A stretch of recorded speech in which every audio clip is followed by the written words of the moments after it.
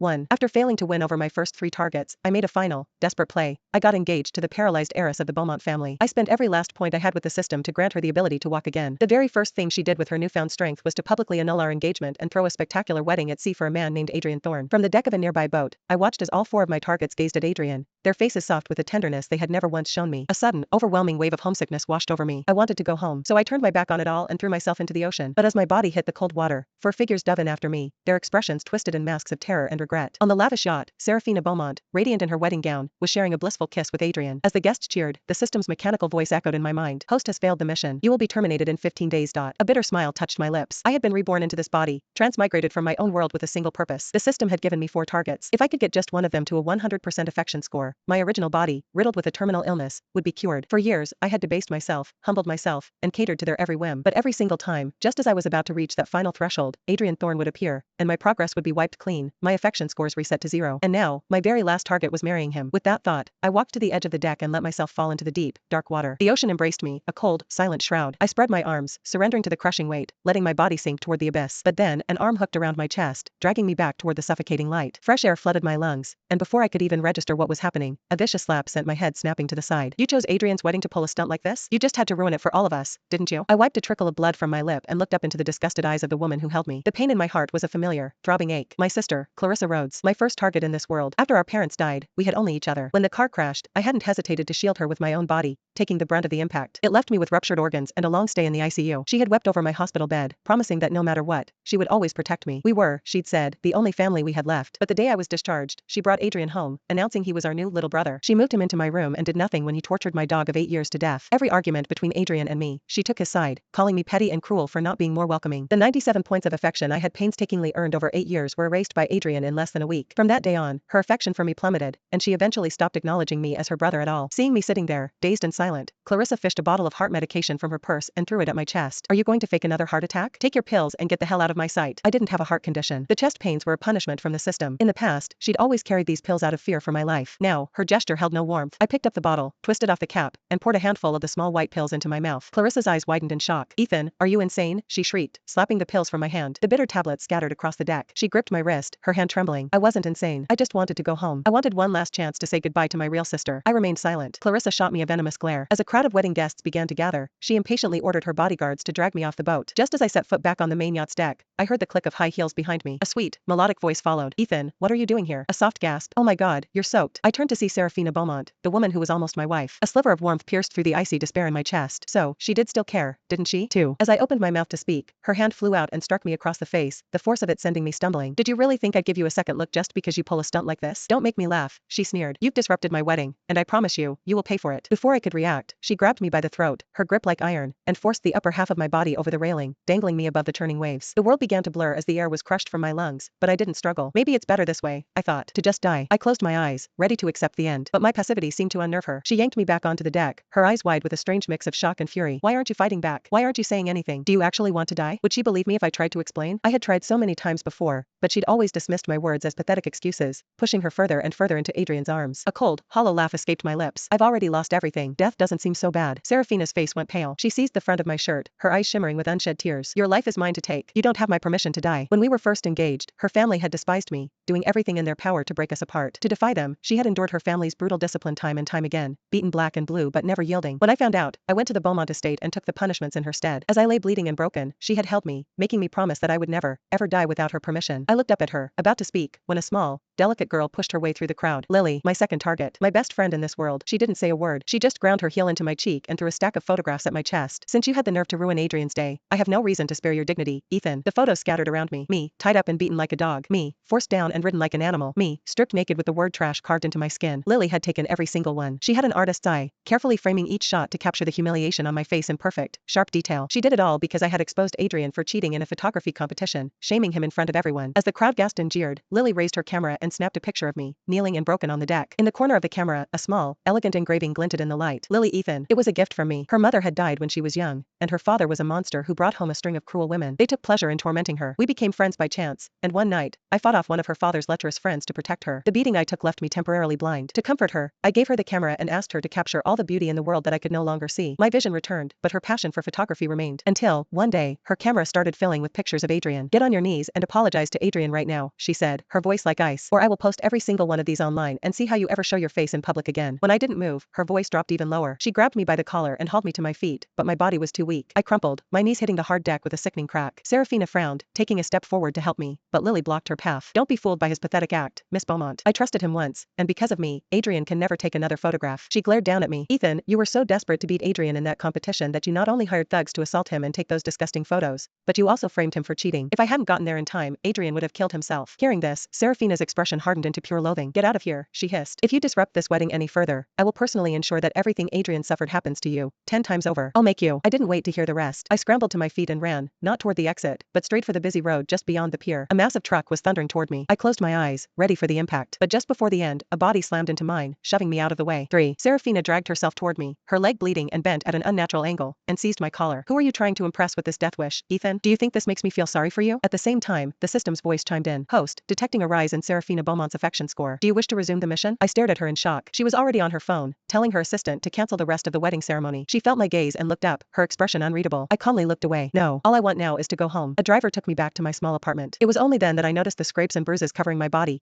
caked with a mixture of grime and dried blood. I found a first aid kit and was about to clean the wounds when the door was kicked open. Lily stormed in, her face contorted with rage, and kicked me squarely in the stomach. Where did you take Adrian? If anything happens to him, I'll make you wish you were never born. Serafina and Clarissa followed her in, their expressions just as menacing. So that's what this was all about, Clarissa sneered. All those pathetic suicide attempts were just a distraction to cover your tracks. I'm telling you, Ethan, if Adrian is harmed in any way, I will kill you myself. I had no idea where he was, but their words sparked a dark, desperate thought. If they cared about him that much, maybe his disappearance would finally push them over the edge. Maybe they would finally kill me. Seeing my silence, a flicker of pure hatred crossed Serafina's face. It seems you won't talk unless we give you a reason to. She grabbed a bottle of rubbing alcohol from the first aid kit and poured it directly onto my open wounds. The sharp, searing pain made my body seize. A cold sweat broke out across my forehead, but they weren't finished. Bodyguards pinned my arms and legs to the floor. Lily returned with a pair of fire tongs, glowing red hot from the stove, while Serafina continued to douse my cuts with alcohol. I was terrified. I wanted to die, but not like this, not tortured to death. I thrashed wildly, but a heavy blow to the back of my head silenced my struggles. Blood streamed down my face, and the strength drained from my limbs. I could barely whisper. Just kill me. My defiance only seemed to fuel Serafina's rage. She grabbed a fruit knife from the kitchen counter and knelt over me. The tip of the blade, gleaming with cold light, hovered less than an inch from my left eye. Do you really think this will make us feel pity? I'll ask you one last time. Where is Adrian? My face was ashen, but I forced my lips into a triumphant, mocking smile. Adrian? Oh, I killed him, I rasped. I threw his body into the sea for the sharks. I looked at each of them, my voice rising with a delirious, final burst of energy. You all loved him so much, didn't you? You all wanted to marry him. Too bad that will never happen now. So go on. Kill me. Avenge your precious Adrian. Serafina's eyes blazed. With a guttural scream of pure fury, she plunged the knife deep into my chest. My body went limp. As the world faded to black, a cheerful, familiar voice drifted in from the courtyard. Hey, what's everyone doing here? I brought snacks. Ah, why is there so much blood?